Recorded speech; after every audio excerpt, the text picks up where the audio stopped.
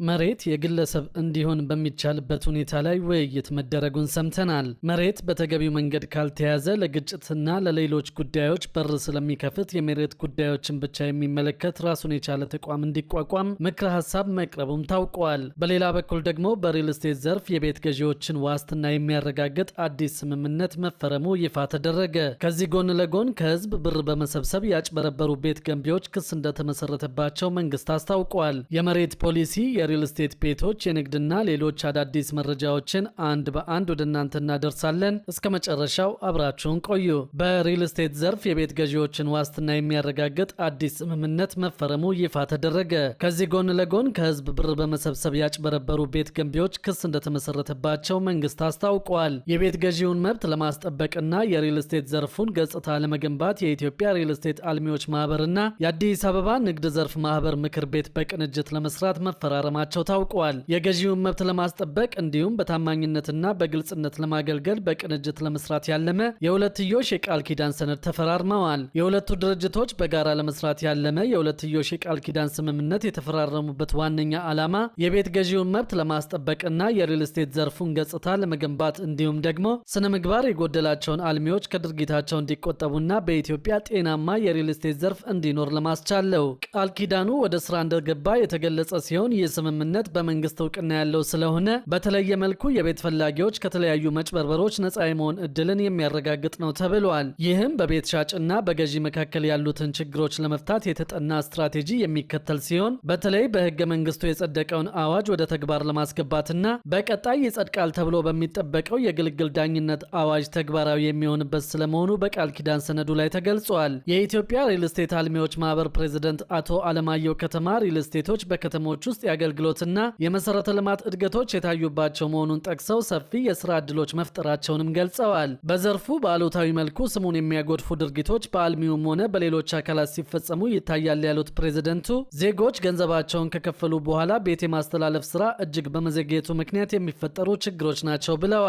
ገንዘባቸውን አውጥተው ቤቶች ያልተላለፈላቸው በርካታ ዜጎች መኖራቸውን በመግለጽም ኑሯቸው የተናጋባቸው ለከፋ ችግር የተዳረጉ ዜጎች እንዳሉ በሰፊው እንደሚታይ ተናግረዋል። በሪል ስቴት ልማት ውስጥ የገቡ ተቋማትና ግለሰቦች ሁሉ በኢትዮጵያ የሪል ስቴት አልሚዎች ማህበር ውስጥ እንደሚካተቱም ተጠቁመዋል። ማህበሩ የስነ ምግባር ደንብ በመቅረጽ ሁሉም አልሚ ስርዓት ይዞ የሚሰራበት የመግባቢያ ሰነድ ይፈርማል ያሉት ማህበሩ ፕሬዝደንት ከስነ ምግባር ውጭ የሚሰሩ አካላትም ወደ ስርዓት እንዲገቡ ጥረት ይደረጋል ሲሉ ተናግረዋል። ተግባራዊ መሆን የጀመረው ይህ የቃል ኪዳን ሰነድ የጠፋውን የገዢዎች እምነት በመመለስ ረገድ በኢትዮጵያ የሪል ስቴት ገበያ ላይ አዲስ ምዕራፍ ይከፍታል ተብሎ ተስፋ ተጥሎበታል። በሌላ በኩል ደግሞ መሬት የግለሰብ እንዲሆን በሚቻልበት ሁኔታ ላይ ውይይት መደረጉን ሰምተናል። መሬት በተገቢው መንገድ ካልተያዘ ለግጭትና ለሌሎች ጉዳዮች በር ስለሚከፍት የመሬት ጉዳዮችን ብቻ የሚመለከት ራሱን የቻለ ተቋም እንዲቋቋም ምክረ ሀሳብ መቅረቡን ታውቋል። በኢትዮጵያ የመሬት ጉዳዮችን ብቻ የሚያስተዳድር ራሱን የቻለ ተቋም መቋቋም እንደሚገባው ምክረ ሀሳብ መሰጠቱም ተሰምቷል። ማሳሰቢያው የተሰጠው የህዝብ መሬት አስተዳደር ድርጅት በመሬት አስተዳደር ላይ ባሉ ችግሮች ላይ ለመወያየትና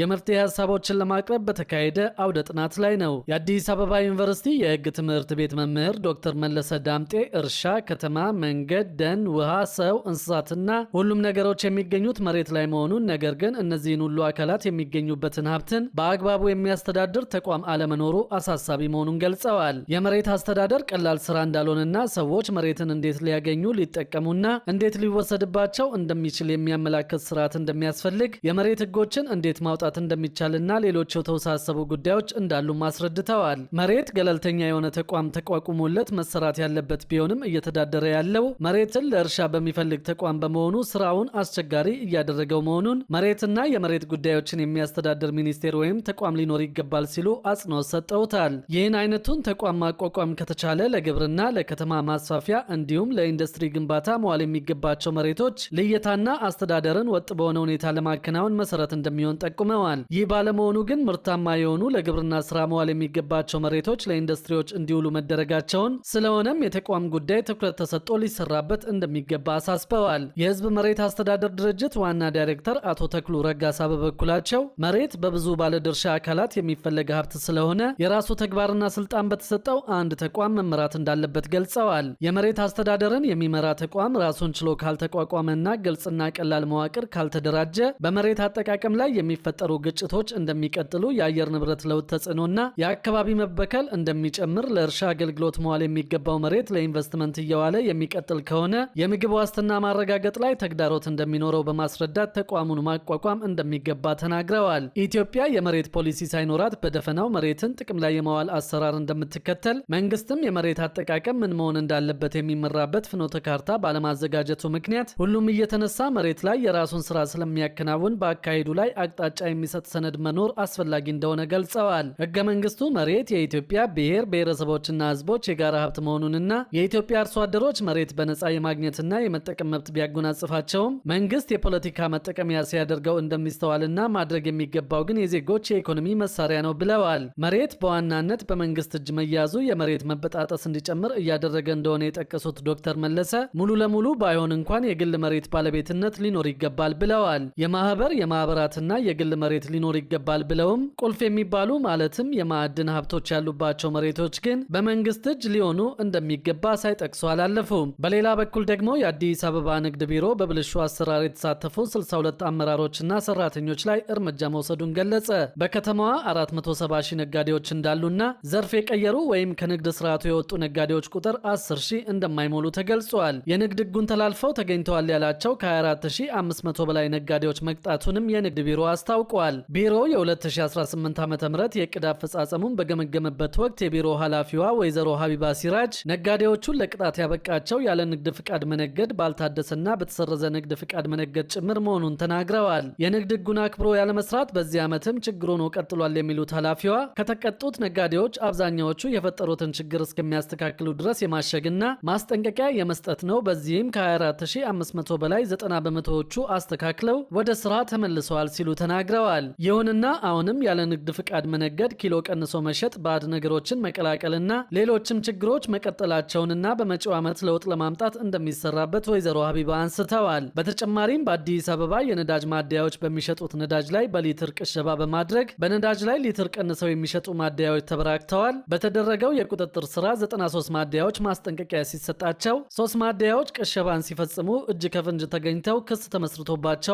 ሌሎች 3 ማደያዎች ደግሞ ለ3 ወር ነዳጅ እንዳያገኙ ታግደዋል መባሉን ሰምተናል። በአዲስ አበባ በቢሮ ተመዝግበውና ፈቃድ ወስደው እየሰሩ ያሉ ነጋዴዎች ቁጥር ከ470 ሺህ በላይ መድረሱ ታውቋል። በአመቱ ንግድ ፈቃዳቸውን የመለሱ ነጋዴዎች 10 ሺህ የሚጠጉ መሆናቸውን የጠቀሙት የቢሮ ኃላፊዋ አብዛኞቹ ዘርፍ የቀየሩ መሆናቸውንና ካለው የነጋዴ ቁጥር አንጻር ከንግድ ስርዓቱ የወጣው 10 በመቶ የማይሞላ በመሆኑ ጥቂት የሚባል ስለመሆኑም አስረድተዋል። እንደ አጠቃላይ የምርት አቅርቦት ላይ በጣም የተሻሻሉ ነገሮች አሉ የሚሉት የንግድ ቢሮ ኃላፊዋ ወይዘሮ ሀቢባ ሲራጅ በከተማዋ በቢሮ በኩል በተቋቋሙ 7 የገበያ ማዕከላት እንዲሁም 264 በደረሱ የቅዳሜና የእሁድ ገበያዎች በተለይ የግብርና ምርቶች እንደ ልብ እየቀረቡ መሆኑን ጠቅሰዋል። ይሁንና በአመቱ ከውጭ የሚገቡ የኢንዱስትሪ ምርቶች እጥረት ነበር። በተለይ በምግብ ዘይት ምርት ላይ እጥረት በመኖሩ የዋጋ ንረት አሁንም አለ። እንደ ሽንኩርት አይነት ምርቶች እጥረት በመኖሩ ምክንያትም ዋጋቸው መውጣትና መውረድ አለ። የኢንዱስትሪ ምርቶችን እጥረት ለማቅለል እንሰራለንም ሲሉ ተናግረዋል። በሌላ በኩል ደግሞ መንግስት ለኮንዶሚኒየም ተመዝጋቢዎች ጥሪ ማቅረቡን ሰምተናል። በዚህም መሰረት ተመዝጋቢዎቹ ቅጽ መሙላት እንዳለባቸው የአዲስ አበባ ቤቶች ልማትና አስተዳደር ቢሮ አስታውቀዋል። ከዚህ ቀደም በ1997 እና በ2005 ኮንዶሚኒየም ቤት ለማግኘት ቁጠባ ሲቆጥቡ ከነበሩ ነዋሪዎች መካከል በማህበር ለመደራጀት የወሰኑ መኖራቸው ይታወሳል። በዚህም መሰረት 70/30 የማህበር ቤት በሚል ምዝገባ አጠናቀው ወደ ስራ የገቡ ሲኖሩ ሌሎች ደግሞ ተጠባባቂ ሆነው መቆየታቸው ታውቀዋል። በዚህም መሰረት የአዲስ አበባ ቤቶች ልማትና አስተዳደር ቢሮ በቅርቡ በ70/30 የማህበር ቤት ተደራጅተው ለመስራት ፍላጎት ያላቸውን የ2005 ተመዝጋቢዎችን በተጠባባቂነት በኦንላይን መመዝገቡ ይታወሳል። አሁን ታዲያ እነዚህ በተጠባባቂነት የተመዘገቡ ነዋሪዎች ቅጽ እንዲሞሉ ነው በመንግስት በኩል ጥሪ የተላለፈው። ተመዝጋቢዎቹ በአምቢስ ግሪክ ትምህርት ቤት ፊት ለፊት በሚገኘው የአዲስ አበባ ቤቶች ልማትና አስተዳደር ቢሮ የጋራ መኖሪያ ቤትና የማህበራት ዳይሬክቶሬት 6ኛ ፎቅ በመገኘት ቅጽ 01 እንድትወስዱና መረጃ ሟልታችሁ እንድታስገቡ ጥሪውን አስተላልፈዋል። የእነዚህ ተመዝጋቢዎች ስም ዝርዝርም በቢሮ ማህበራዊ ሚዲያና ድረገጽ ላይ መውጣቱን ነው ቢሮ ያስታወቀው። ሌሎች ተመዝጋቢዎችን በተመለከተ ደግሞ በኦንላይን ምዝገባ ወረፋቸው መሰረት በቀጣይ የሚጠራ መሆኑን የአዲስ አበባ ቤቶች ልማትና አስተዳደር ቢሮ አሳውቀዋል። ጠቅላይ ሚኒስትር አብይ አህመድ ባለፉት 7 ዓመታት 1.2 ሚሊዮን ቤቶች መገንባታቸውን አንስተው በቀጣይ 5 ዓመትም 1.5 ሚሊዮን ቤቶችን ለመገንባት እቅድ መያዙን በቅርቡ መናገራቸው ይታወሳል። ግንባታው የሚካሄደው በመንግስት በግሉ ዘርፍ እንዲሁም በጋራ የሚሰራ መሆኑንም ገልጸዋል። ይህንን እቅድ ለማስፈጸም የሚያስችል ፖሊሲ መቅረጽን ወይም መዘጋጀቱን ያነሱት ጠቅላይ ሚኒስትሩ የግንባታ እቃዎች ፋብሪካ ዝግጅት እየተጠናቀቁ መሆኑንና በዘርፉ ሰዎች እየሰለጠኑ መሆኑን አንስተዋል። ዜጎች ቤት መግዛት ካልቻሉ ተከራይተው በረዥም ጊዜ ክፍያ የቤት ባለቤት የሚሆኑበት አሰራር መዘርጋቱንም ገልጸዋል። የቤት ግንባታ ኢኮኖሚውንም ለማነቃቃት አስተዋጽኦ ያለው በመሆኑ በትኩረት እንደሚሰራበት ነው የተናገሩት። በ2018 በጀት ዓመት ለመገንባት ከታቀዱት ቤቶች ውስጥ የ197000 ቤቶች ግንባታ እየተፋጠነ እንደሚገኝ የከተማዋ ከንቲባ አዳነች አቤቤም ገልጸዋል።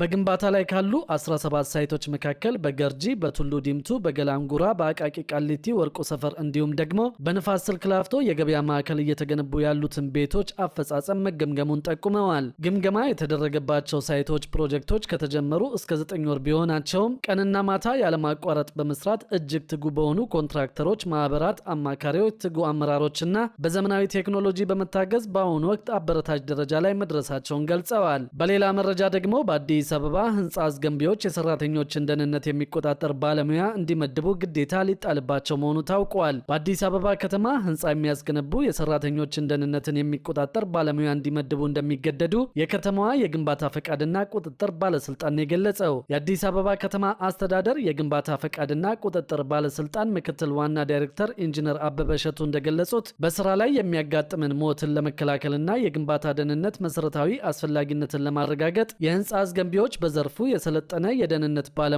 እንዲቀጥሩ ይገደዳሉ። ይህን ለማድረግ የሚያስችል መመሪያ እንደሚወጣ ገልጸው እያንዳንዱ የግንባታ ቦታ በህግ ተደግፎ የደህንነት ባለሙያ ይኖረዋል ብለዋል። በግንባታ ደህንነት የሰለጠኑ ባለሙያዎች ገበያ ውስጥ ምን ያህል ይገኛሉ ተብሎ ሲፈተሽ የተገኘው መጠን በቂ አለመሆኑንና ጉድለት መኖሩን የጠቀሱት ኢንጂነር አበበ ለዚህም ሲባል በ8 ዙር ትርጉም ያለው ስልጠና መሰጠቱንና በቀጣይም 8ኛው ዙር እንደሚጀመር ተናግረዋል።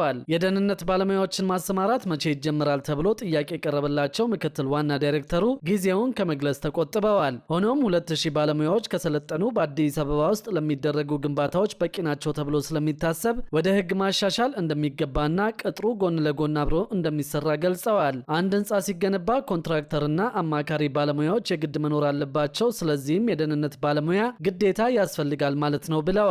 የሚወጣው መመሪያ እያንዳንዱ ግንባታ ምን መስፈርቶችን ማሟላት አለበት የሚለውን የሚገልጹ ዓለም አቀፍና አህጉራዊ ነባራዊ ሁኔታዎችን ያገናዘቡ በትንሹ 17 ነጥቦች እንደሚኖሩት ተናግረዋል። ህንፃ ሲገነባ ከላይ ሊወድቁ የሚችሉ ቁሳቁሶችን መከላከል እንዲችል ዙሪያውን በደህንነት መረብ መጠበቅ አለበት የሚለው አንደኛው ሲሆን ባለሙያዎችን በተመለከተም የደህንነት ጫማ፣ የራስ ቅል መሸፈኛ፣ አንጸባራቂ ልብስ፣ የእጅ ጓንት ሊኖራቸው ይገባል ብለዋል።